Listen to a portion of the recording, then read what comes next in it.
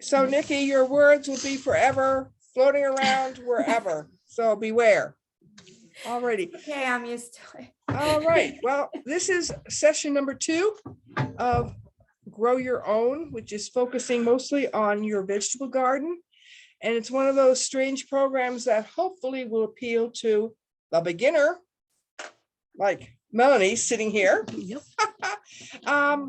plus the experienced gardener, because gardening is one of those areas that no matter how long you've done it, how much you've read about it, there's always something new to learn, which is one of the reasons I enjoy it. Keeps your brain alive. Everybody except, well, everybody missed the first topic, but Nikki and Regina, tell them how they can find it online after the fact. So it's on our YouTube channel, and you can access that right from our website, alfredboxofbookslibrary.org. There's a learn more button on the side. It's green. It says learn more. And you'll see Grow Your Own under adult programs. Okay. So you can rewatch it at your leisure, or if you for some reason can't make it in 2 weeks, you can simply watch the recording. But of course, then you can't ask any questions. All right, a very quick, because we have so much to do today, review of last time where I spoke about if you're a new gardener, how do you choose the site for your vegetable garden? And let's see. Nikki, you remember what I threatened to do in class with the cell phones? I was going to gather them up and make a glued monument out on the patio. So I didn't have one at that time. So I know. Well, it's gotten worse. Okay, so we don't do that. Yeah, all right. I just turned mine off. Okay, good. Thank you. If you already have a garden, you're stuck with the site, but maybe you can improve it. We need sunlight, at least 6 hours a day.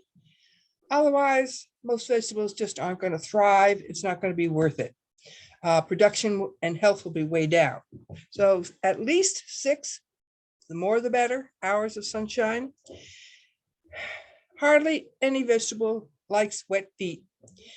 Don't put your garden in the low spot in your yard, because it will, once again, it will not thrive. It needs good drainage, which is hard to come by in many places in Allegheny County. Also, if you live out in the country on a hillside with no protective trees around, you have to think about the wind, and you might have to put up a louvered fence of one sort or the other to cut down on the strength of the wind. This time I want to focus for a few minutes on something called aspect, which means which way does your land slope and which way does the wind come? Those two things. I just discovered that Rima, who's the other librarian and is taking care of customers, so can't participate, her garden slopes to the north, but her husband refuses to change it, to put it somewhere else. If your garden slopes to the south, for every 1 degree of slope, that would be if your garden was 50 feet long from north at the top down to the bottom at the south, that would only be a 6-inch difference between the top and the bottom of your garden. 1 foot per 100, half a foot, 6 inches per 50 feet. However, that 6 inches transports your whole garden 70 miles south of here, and spring will come to your soil 3 to 4 days earlier. So Rima's garden, it probably has close, I don't know what the slope is, but probably a week later for everything, because it doesn't get as much direct sunlight, as intense. You know the old trick with the flashlight on the flat table, if it's straight up above, all the light and the heat's in a tiny little circle, and if it's at an angle, that same amount is spread out over an oval. Okay, that's what's going on. So that's one thing. When you plant, the experts say your rows preferably should run north and south. That allows the sun that rises in the east to go over at noon and then set in the west.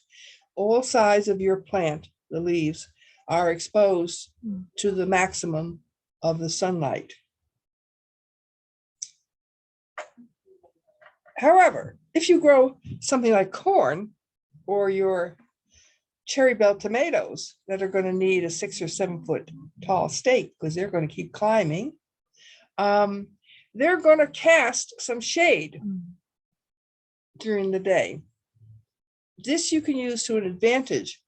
Anybody that's tried to grow lettuce, or especially spinach, in the heat of summer, they don't really taste very good, and they don't like it. So I plant my second crop of lettuce in July on the east side of my tall crops. They get the morning sun, which is not as hot, but then they get some shade later in the day when it does get hot. All right. Then we'll get to narrow raised beds in a few minutes.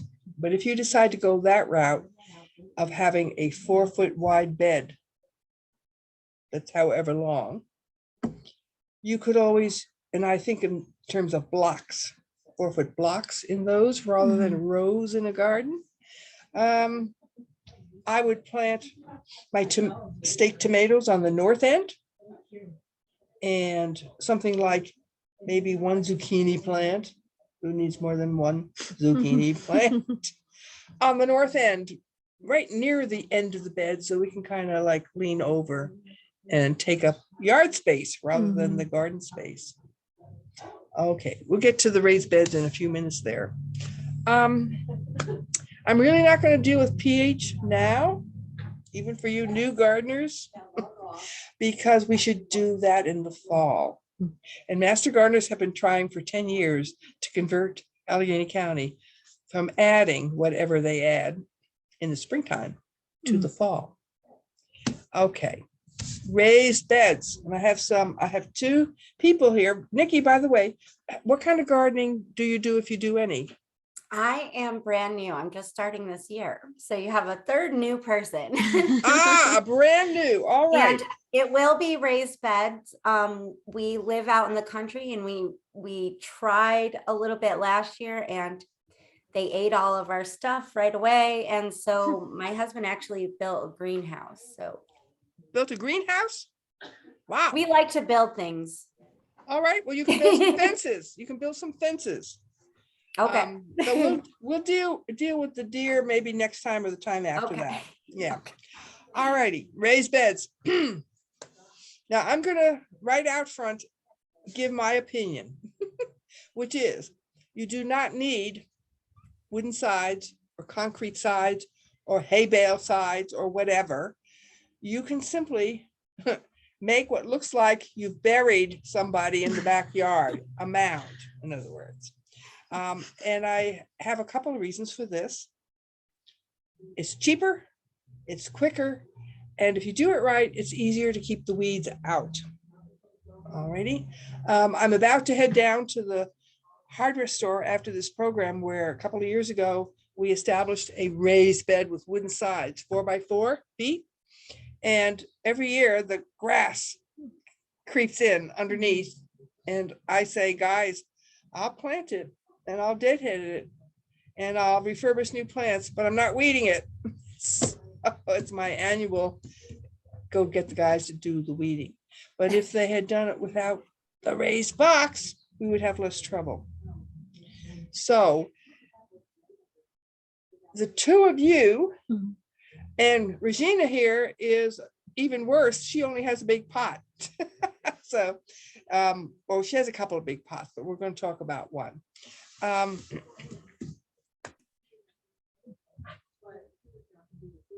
Why, Melanie, you've done some research on this. Why use a raised bed? Uh-oh. Sorry. I did warn her. All I can think of is like for carrots to grow. Oh, for carrots to, well, okay, Um, why do carrots need to grow? because they grow in the soil and they're to make them long, they can't run into rocks and stuff. All right, here in Allegheny County, and do you live over in Steuben County, Nikki?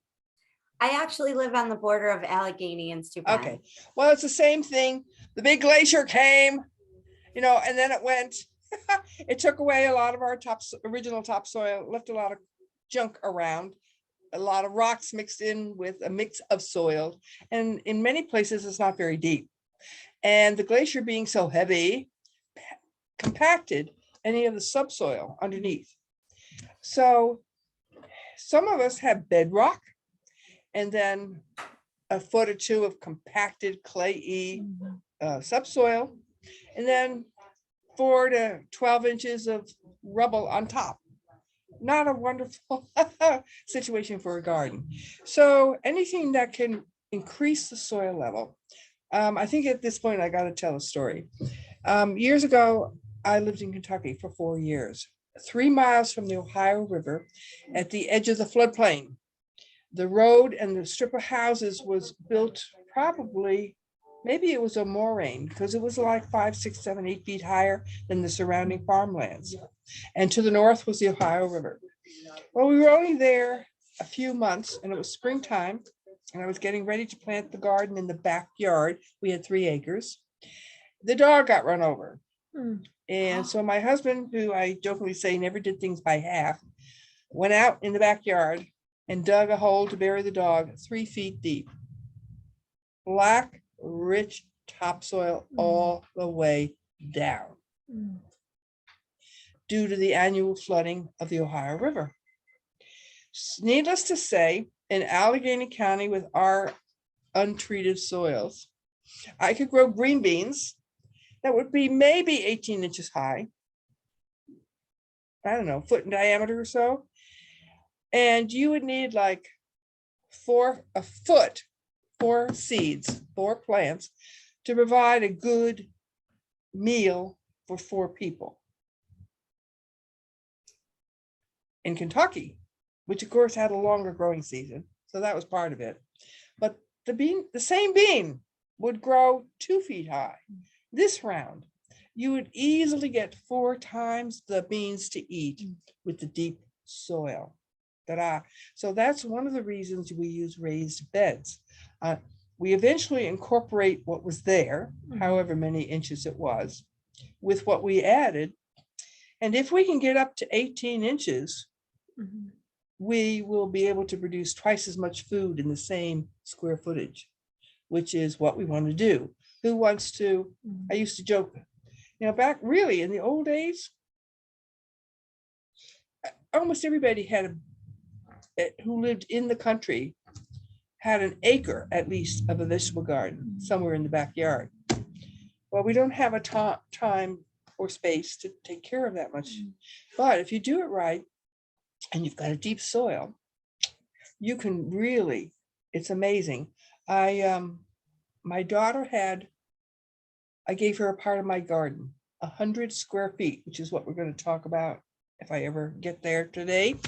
And she grew $700, Nikki, worth of vegetables in only 100 square feet, which is about the size of 2 king-size beds. You know, to visualize how much space that is. So not only didn't it take up a lot of space, you didn't waste all that time, extra weeding, extra watering, if you fertilize, all of that. And yet it could be very, very productive depending on what you grow. So the benefit of a raised bed is what? Okay, it's what? Better drainage. Okay. In the springtime, wet water is cold. When the soil begins to dry out, it gets warmer. You can only plant certain seeds when the temperature of the soil, not the air, is at a certain point. So warmer. So it gets drier quicker, gets warmer quicker. It provides all that. It's like having a refrigerator twice as big. You have twice as much food in there. You can eat twice as much, get overweight, whatever. Well, the plants just grow more and produce more. Because there's air in the soil. Well, yes, okay, we talked about soil last week. That's okay. There can be air in your ground soil as well, depending on how you've worked it. But soil, Nikki, is only half dirt. The other half is half air, half water. So yeah, and that's why you don't want to walk on it. After you guys that are just beginning can do it perfectly. The first year you might want to till everything together to mix it all up and or spade it by hand if I like to do that. But after that, the new thinking is once you've established your correct mix of topsoil, maybe you added some peat moss, maybe some manure, maybe some sand, maybe some something else I'm forgetting. And you've adjusted your pH and it's all nice and fluffy. You don't ever walk on it again. And you don't ever spade it up again. The new thinking is. I think it's like, imagine in the city, you have a 10-story skyscraper, ground level, 100 feet up in the air. Penthouse, rich people are up at the top. The poor folks that live in the basement are the ones that drowned during Sandy because they couldn't open their doors. But other than that, so you go in with your rototiller or your spading fork.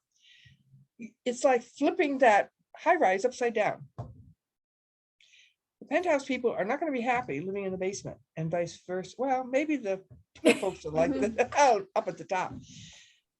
Your whole soil profile is filled with a variety of microorganisms that you can't see. But if it wasn't for them, we wouldn't be here. They are what we think of worms. They're the big guys. They are what make the soil free up the nutrients that the plants need to grow. And you know, you can say, well, I don't need to eat vegetables. I can just eat meat. Where do you think the meat eats? It all depends on the plant's photosynthesis, all those little creatures that we can't see. And they all live at different levels and do different things. And when we go in there every fall and mix everything up, besides spading a toad that was sleeping away the winter, we kill a lot of other things also. So we try not to do that. So you're going to say, well, I don't know, don't I have to mix it up? I put mulch on every year and it gradually disappears. That's partly because the worms are doing your work for you. The worms will take those dead leaves and pull them down into the ground. So I always jokingly say, I would much rather have the bees do my pollinating than me to go out there every day for an hour with a paintbrush and do it myself. And so if I don't have to spend hours in October spading up my garden with my back, that's great. Okay. Small. What did you decide about your, Melanie's never really had a garden recently, but wants to grow lettuce. And we talked about how to, so what did you decide? How are you going to do this, Melanie? 4 foot by 20 foot. Now, can you hear her, Nikki? Can you hear me? Okay, say again. 4 foot by 20 feet. So 4 feet wide and 20 feet long. That's 80 square feet. 80 square feet. Little, maybe a queen size, two queen size beds. All right. For What are you lettuce. gonna do to make it happen? Because nothing's Yeah, there. nothing. It's lawn right now. Lawn. It's grass. All right. Grass. So we're gonna lay down some cardboard. Overlapping Yep. cardboard. And I just suggested to her, she was going to build sides. Maybe she won't now. It's up to you. Some people really like the sides. If you do just the mound with no support sides, your cardboard should go another foot out in all directions. All right. And you'll cover this up with mulch maybe okay. And you're going to do this on a windless morning. Yes. Yes. Of course I am. Yes, you are. Okay. Tomorrow. It might rain tomorrow, but anyway, especially if you use newspaper. Some people Mhm. don't have cardboard, but they got lots of newspaper. No, I have tons of cardboard. Oh, my hint on cardboard is if you come through Alfred on Tuesday, trash collection day, early in the morning, a lot of people have stuck out cardboard here and there. You just save the landfill, take it away, utilize it. Because within a year, that cardboard will have disintegrated and been incorporated into your soil. Even if it has wax on it? I don't Should know. we use the brown kind or the kind? That's a Use good the question, brown kind. Rosina. Okay, I don't know all the answers, but supposedly the machine does. Once again, if you look up, Nikki probably knows this, information, forget Twitter, forget WikiLeaks, go to the .edu crowd who have spent their lives researching. They're 95% sure to be right. Who knows other people's opinions, whether they're right or not. So I don't know, maybe wax boxes wouldn't be good. Probably not. I don't know. I heard printing is okay, but you want to stay away from the plastic covered boxes. Okay, plastic covered boxes. You want to stay away from any kind of magazines or newspapers that have colored ink, but black and white is okay. That's what I've learned so far. Okay. Alrighty. So after you lay down your cardboard, what are you going to do? Get some soil. You're going to get some topsoil. Now, I suggested, not that I have anything against the, well, I sort of do have something against the box stores, but the nurseries, if you have to buy it bag by bag, it's going to be really costly. Find some local contractor that you know or trust or ask around, and he'll just bring you, you will need about 2 cubic yards. So 3 by 3 by 3, 2 of those to spread out for 6 inches. And I truthfully did not research how much it costs these days. But once again, I'm sure all your expenses first year for that size, even if you have to buy 2 or 3 tools, you'll make up for, if you can control the deer, especially, $700 worth of food, depending on what you grow. So, okay, so then you're going to spread the soil. Okay, and yes, it'll slope on the sides.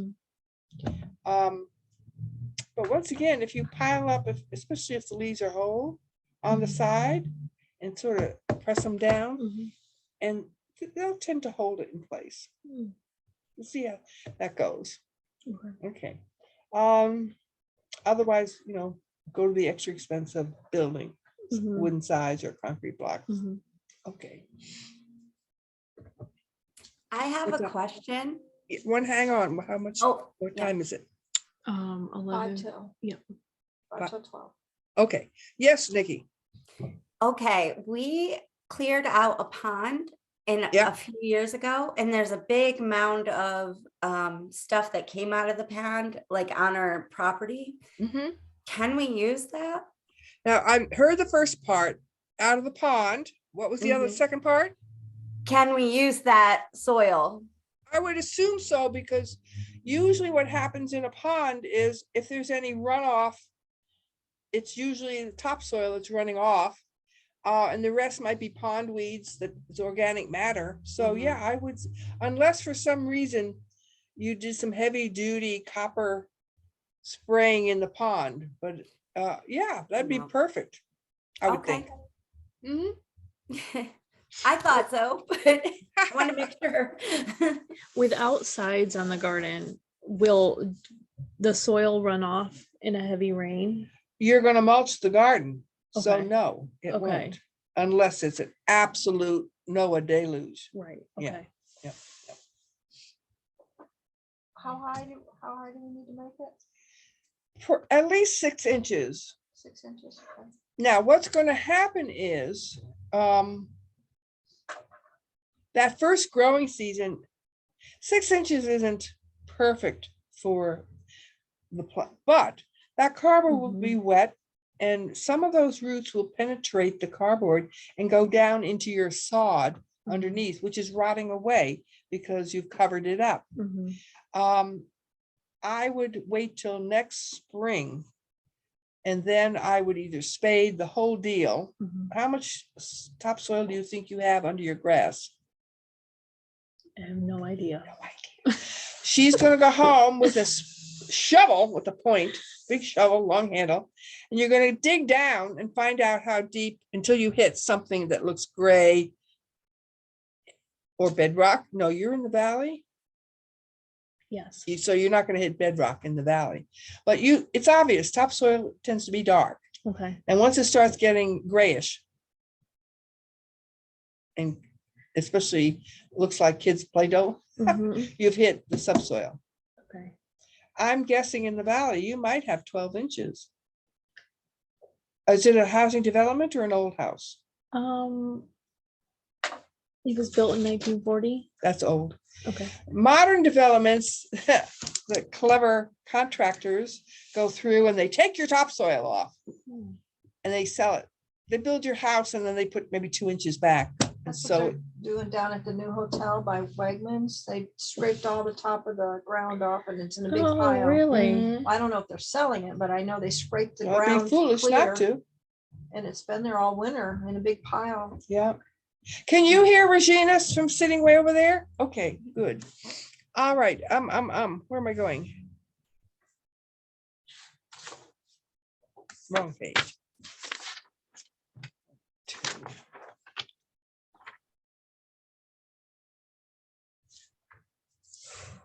Since three of you in a way are all new today. Usually we improve the soil in the fall, in October, because usually Octobers are dry.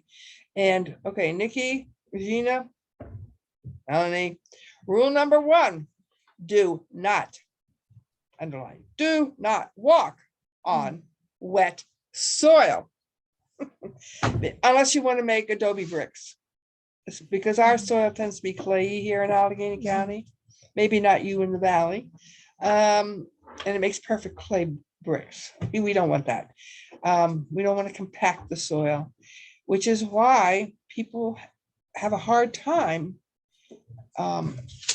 Like in a regular garden, it's so wet because we have had so much rain and so much snow. It's way too wet to work. Mhm. Unless in the fall, one way or another, I simply have, Nikki, my garden I made 35 years ago when I built my house. I had the bulldozer scrape the top 6 inches off and put it where the garden was going to be. So I have an automatically raised, about 1,000 square feet raised garden. And within that garden, I've gotten rid of the paths by hoeing up the extra dirt from the path onto the top of my planting rows.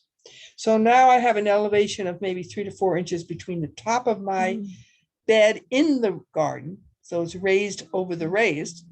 And then the paths, which I just fill in June with leaves so I'm not walking in a trench.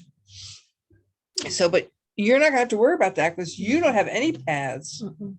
in your garden. Very good. That's why she thinks she can reach 2 feet into the middle. Okay. So I'm not, in the fall, I'll really talk about how to improve, but very quickly, because you guys, if you can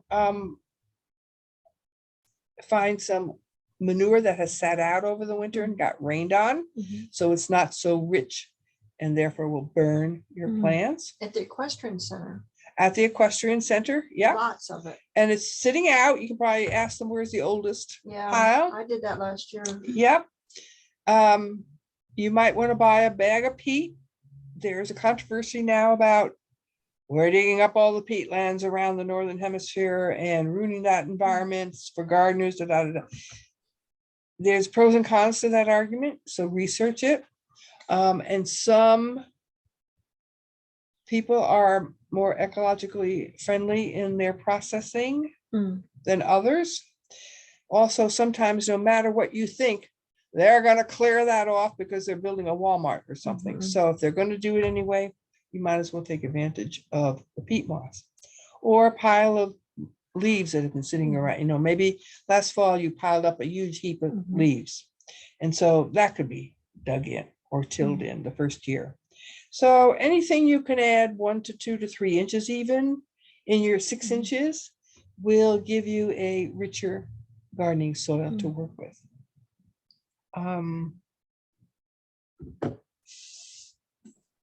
Alrighty, this is the fun part.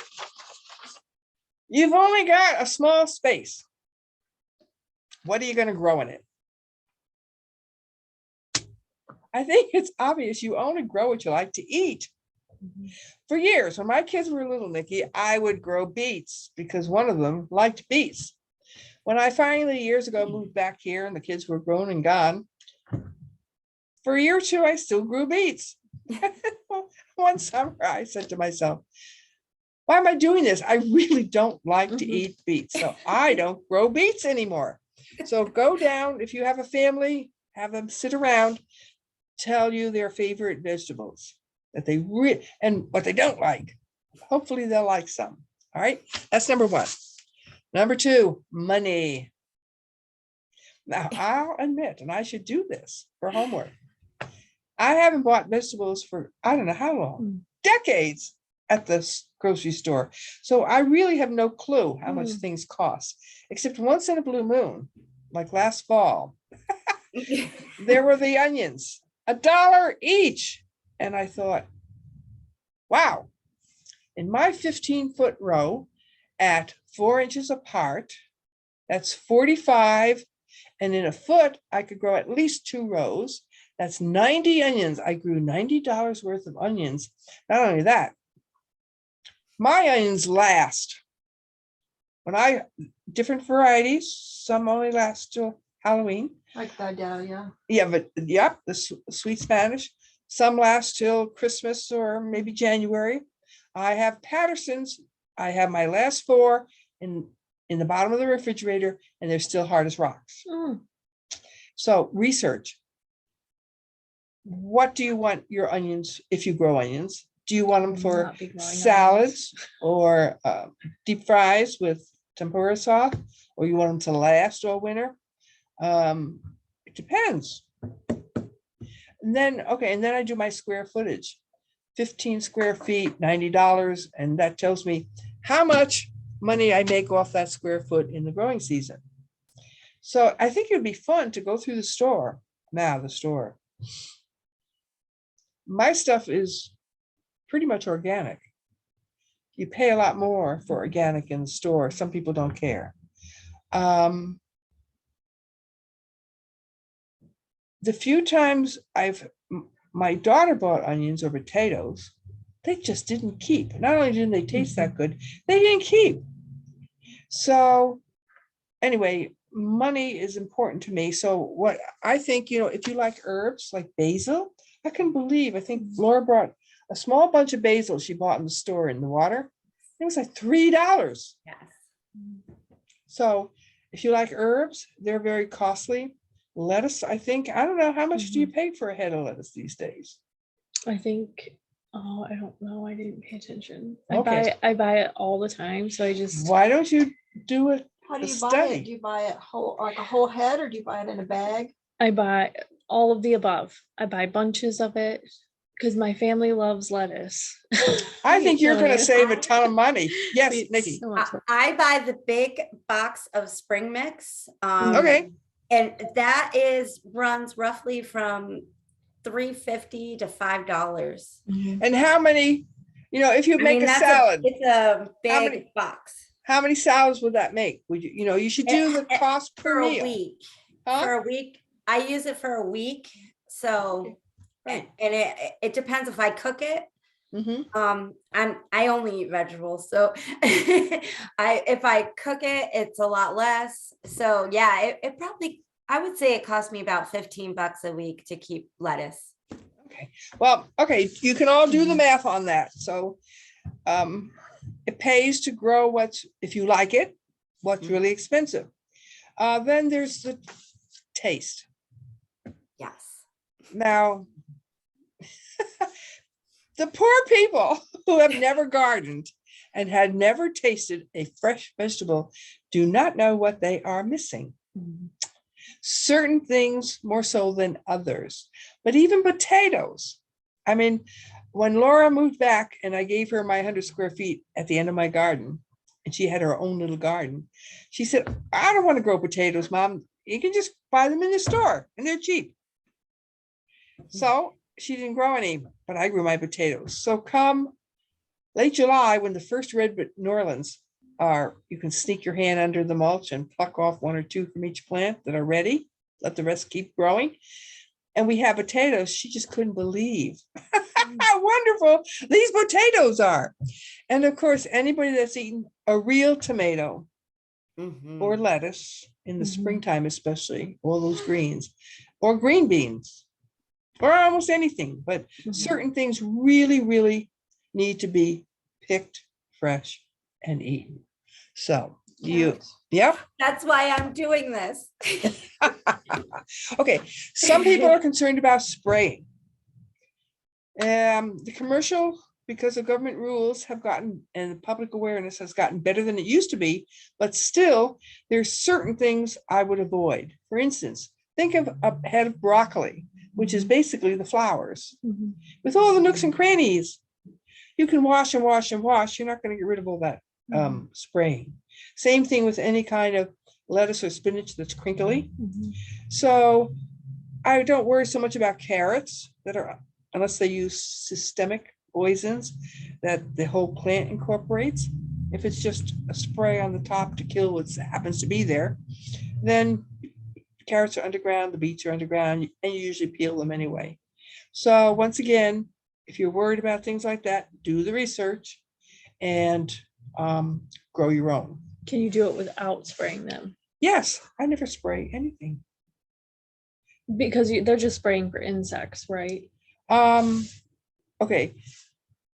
There's herbicides which kill, but you really can't use herbicides in a veggie garden because it would kill the veggies. That's used in the lawn to kill the weeds that aren't grass. But the spraying is usually for bugs or fungi. Okay. Things like that. But truthfully, I have very little problem with bugs. We can talk about them later when they start appearing, like in next month or so. We'll have a session on bugs. Alrighty. Obviously, if you have tiny space, you want to be productive. So I'm sorry, guys. No pumpkins, no butternut squashes, no corn, Watermelon. Probably not potatoes, unless you really, really like certain kinds. That you can't, like the German butterball, that I think is pretty rare out there commercially. So what are productive? Well, onions, carrots, beets, that zucchini or a summer squash. Tomatoes, if you grow them upright, and beans, I guess, also pole beans. So they can all be very productive. And if you decide to do this long haul, strawberries can be very expensive. You save a lot of money. Okay. And finally, I'm sure there's some others, but the only other thing I could think of is some people like to grow heirlooms. You're not going to go down to Wegmans and find Cherokee purple cherry tomatoes. I doubt. All righty. Or the latest new invention of all those botanists that are out there messing with the genes. Let's have blue daffodils. And I want a purple carrot. Heck with this orange carrot. I want a purple one or whatever. Or maybe a pink cauliflower. That just popped into my head. I have no idea if they're doing that or if it's possible. But anyway, the rare, the unusual, the new. And I think, especially if you've gardened for a long time, it's easy to get into a rut. I love my Danvers and Nance carrots. I've grown them for 50 years or more. But somebody snuck in a free package of Bolero, which is a offspring of Nance, I think. And that was really good. It was nice cylinder, about 7 inches long, really orange, and very tasty. So I think if you have the space and you always grow the same type of carrot, maybe one year you should try something new. Who knows? You might really like it. You wouldn't need to do like a rotation thing in your little garden because it takes out so much nutrition. We're going to talk about rotation another Oh, time. okay. Yeah, that's a whole topic, but Okay. for later in the summer when we start thinking about that. But you said carrots are productive? Oh, yes. Okay. All righty. Next time, because how many more minutes have we got? It's 11 after. Oh, good. All righty. Well, so I will have some time then to talk about how to plant closely. But before we do, if we put up the pictures of the flowers, am I going to lose Nikki's face?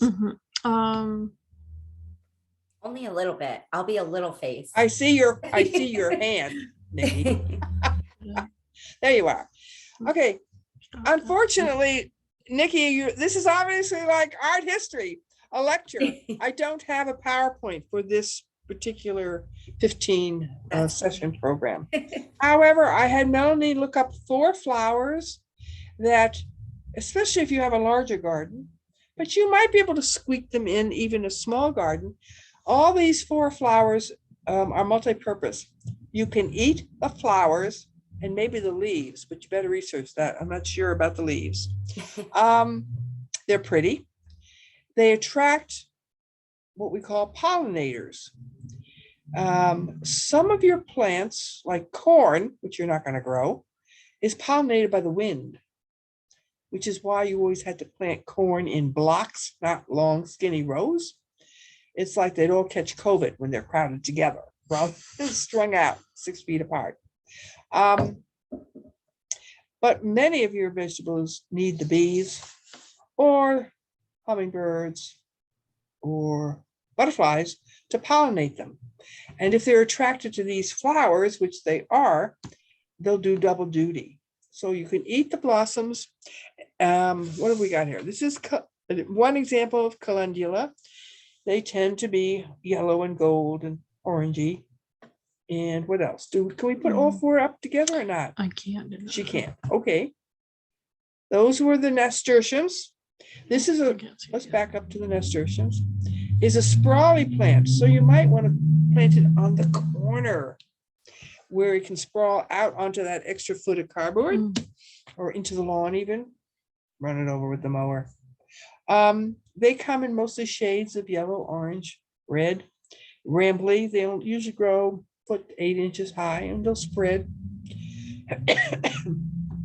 Okay, what was the next one? Marigolds. We've all heard of marigolds. I think they have something to do with chasing away bad nematodes, which Well, I heard deer don't like them, right? You can use them like around other things so that the deer will okay. avoid. Once again, if the deer is starving, which they usually are not in the summer, they'll eat anything.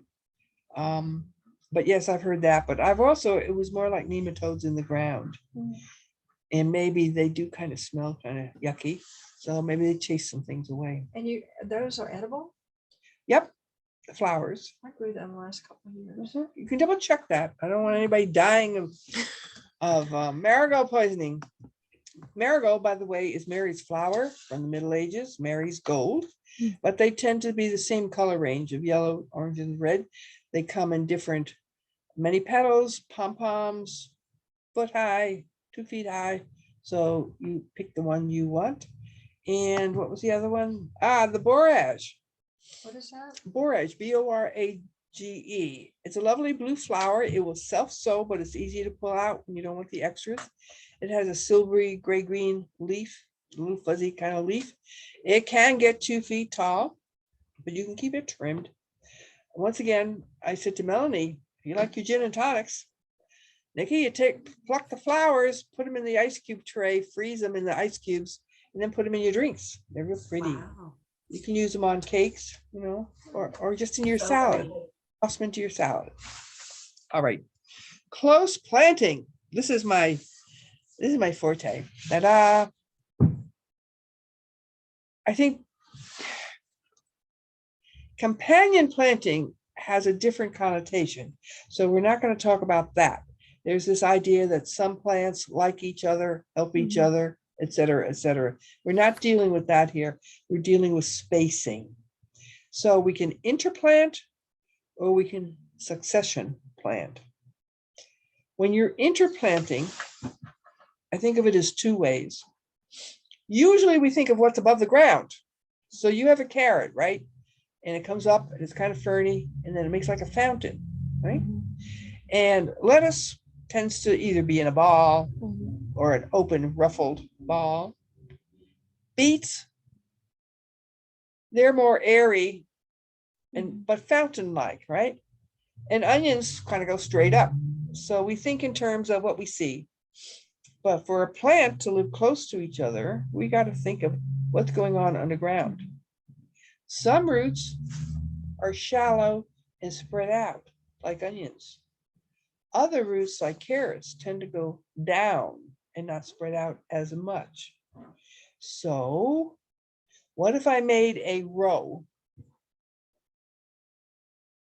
and I put things like lettuce, spinach, onions, shallow rooted, alternating with beets and carrots, so that the soil underneath is being utilized fully and they're not competing as much. So that's one way to think of interplanting. Another, and I've just, this year really went into it kind of big. We'll see what happens. I think of three things: broccoli, which goes in early, potatoes, which is about the same time, third week in April, and beans, middle of May. Now, all those three crops eventually will take up at least 1.5 to 2 feet wide down the row. But they're not going to use all that space for the first month or so. So I'm going to plant out my broccoli transplants later today. My row is about 3 feet wide, all dug up, mounded up, fluffy, not walked on, better drained because it was done last fall. Down the middle of that, I'm going to lean over, what, 1.5 feet into the middle, and every foot I'm going to put my broccoli transplants. Look at all this empty space on either side. The broccoli is going to start filling out, let's see, by the beginning of June. So the thing that will be mature the quickest will be my spinach. I'm going to sow a row of spinach on each side of the broccoli about, let me think. I'm going to leave 1 foot for the broccoli. So at that boundary, 6 inches from the middle, I'm going to plant a row of spinach. And then I can do an outer row of carrots, which will take longer to mature, middle of July. So they'll be further away from the spreading broccoli, but there'll still be enough room for them to grow. Now, if my soil is really deep and rich, I might want to try and sneak in a row of lettuce in between the spinach and the carrots. Or maybe I'll put the carrots a little closer to the broccoli and put a row of onions on the outside. The onions are going to be there the whole year until frost. The broccoli, depending on the kind you grow and how you grow it, if it starts getting buggy, your broccoli, hopefully you'll be eating it by the middle of June to the 4th of July, when it's much sweeter, when the air is cooler. At that point, you can just pull it up, or you can leave it and it makes side shoots, which doubles its production. But if you're having trouble with the green loopy worms, you might just want to say the hell with it and toss it. So depending, we'll deal with what you replace that with in late summer. Let me think. You can do the same thing with potatoes, a row of potatoes down the middle of your 3 feet, and side plant it with your greens, with maybe onions to the very edge because they'll need sun, but the middle stuff will be gone, but probably by the end of June. By the time the, where am I doing now? Potatoes are taking over the space. And the same thing with green beans. They go even later, the middle of May. So you've wasted for almost a month that 3-foot bed, which is going to be your green beans. So you could have planted your spinach, your lettuce, beets, carrots there, rather than in individual rows all by themselves. So it's a fun game. You sit down with the paper and you list how long from the time you put it in the ground till you eat it. Now, spinach and lettuce, you don't do it just once. I cut it usually within 5 weeks. The lettuce is ready for its first harvest, or spinach. So it's, I don't know, 6-8 inches high, little. Cut it off an inch above the ground with scissors, every other one. That gives a little more space to what's left. And then a week or 10 days later, you go and get the second one. And you can keep doing this through the month of June, probably at least 3 times before the spinach in particular wants to bolt. Some lettuces have been bred now to continue being tasty into the heat. So once again, do your research. With our global warming, it's getting harder and harder to grow lettuce and spinach because it gets too hot too soon.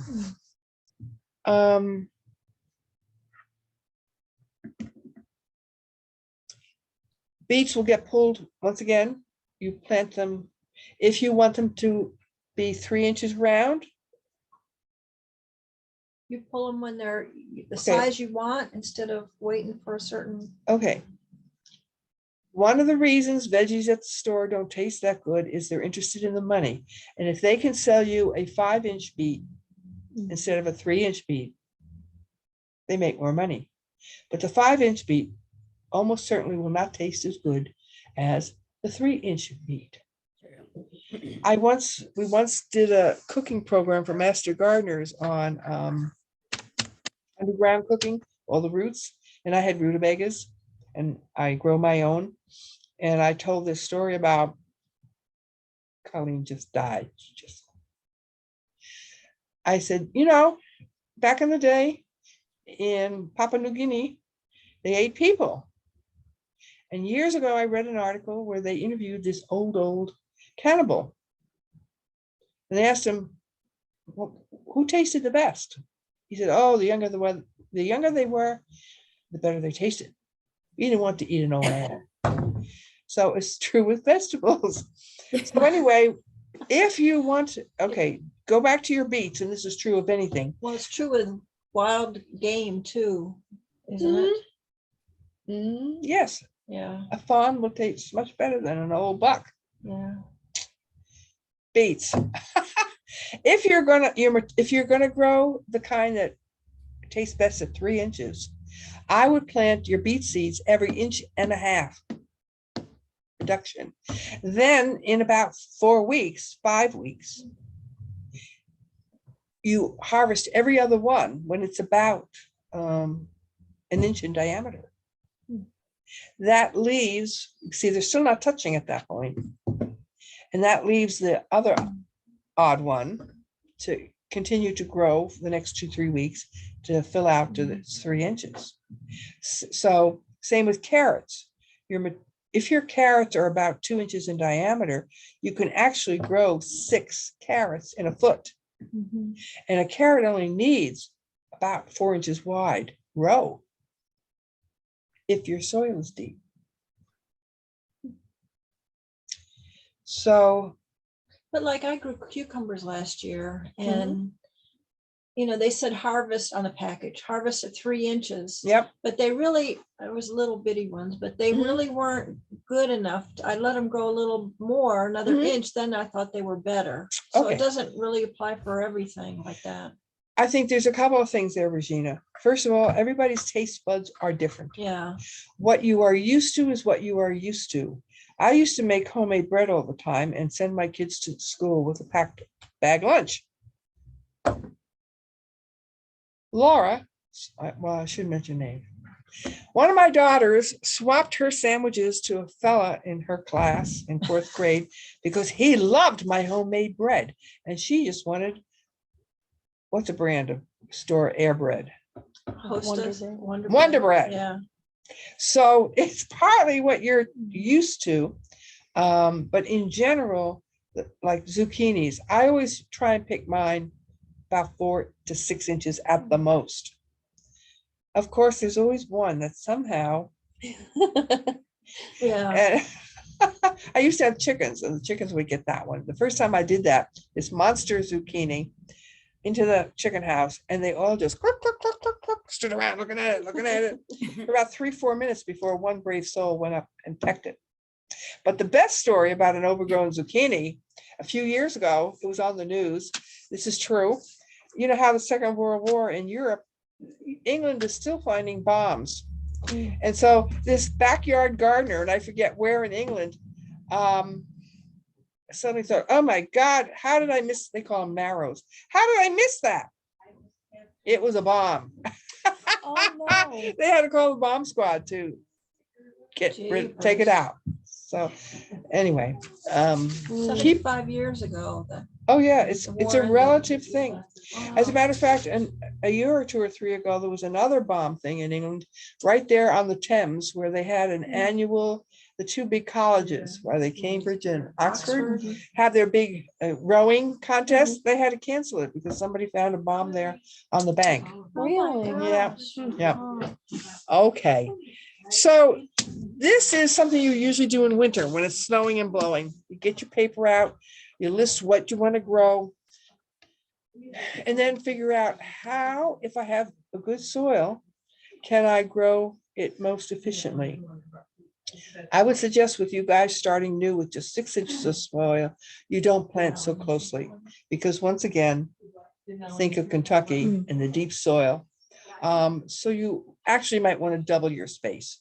So instead of every 2 inches for your carrots, every 4 inches. Mm. And a trick to sowing carrots, take what you think will be the amount, you can't sit there and count it unless you're really obsessive. If the package says it'll sow, and a good company will tell you, this package will sow about 10 feet, but you're only going to grow 5, then sprinkle out into a bowl half of the package, mix it with a bunch of sand, stir it all around. And then when you dribble out the sandy carrot mix, you won't have to spend a lot of time thinning. Otherwise, in 3-4 weeks, you're going to be out there and think, my God, how do these 100 carrots grow in this little space and all this thinning? Now, with the bigger sieves, you can actually place them. What else? Da-dum.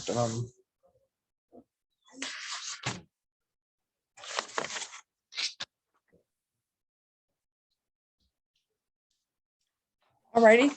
Whenever, you have 5 more minutes? You have 1 minute. 1 minute. If you can use a trellis for pole beans, indeterminate tomatoes that'll keep growing until the frost, that'll help save space in any kind of garden. If you must have your summer squash, and new varieties grow, they say, in 3 feet by 3 feet, plant it a foot from the corner up in the north, or in the middle up at the north end, and it will mostly grow out of your valuable space, over the lawn, over the edge. Any quick questions? We don't have to actually end it exactly at 1 o'clock. Where's or a good whenever. place to buy trellises around here? Oh, I don't know. I have 10 acres of woods. I just get a sapling. Oh, you do? Just use a stick? Yeah, So I could do that with my tomatoes? yep, Just get a stick out of the woods and. yep. Oh, okay. I didn't know that. What you want to do with your tomato really is train it or cut off all but 2 growing stems, especially in your pot, and tie them to the one stake. And then the second thing you do is suckering. Here's your main stem, here's a side branch. Between the stem and the side branch, there's another little branch that wants to grow, usually 2 leaves. You just with your fingers pinch that out, because you want to focus the energy, especially when you have a small pot, to grow into those 2 stems and the main branches that will produce your tomatoes. I even I grow something called Oregon Spring, which is a determinate. It grows only about 4 or 5 feet high, and it tends to produce the tomatoes in a relatively like 4 to 5, 6 week time frame towards the end of the summer. If I let it be, it would probably, and I, 2 or 3 branches at the most. I do my pinching, the suckers, and then it usually would make 6, 7 tomatoes in a bunch. I tend to pluck them off when they're green marbles and leave, or better yet, the flowers, leave only 3 flowers, making 3 tomatoes, which will be, class, bigger, smaller? Bigger. Bigger. Okay. I would rather do deal have to with, go. I'm so sorry. I what's have to that? get back to work. I do have to Okay. go at 12:30. Thank you so much. I'll be back. All And I'll right, watch the other one. Okay. spread I'm the hoping- word. I'm hoping to tie it into nutrition. So Yes, yeah, that's what I do. I know. I was gonna say, tell them later that you're Right, in the yeah, nutrition but program. yeah, so thank you so much. I do have to go though. I'm sorry. All righty, see you. Bye. 2 weeks. Okay, I'll be here.